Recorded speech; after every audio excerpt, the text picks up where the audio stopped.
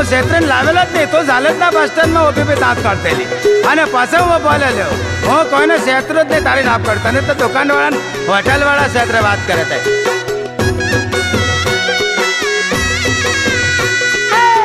તું તો કહેતેલો અલ્યા રાજ કરવા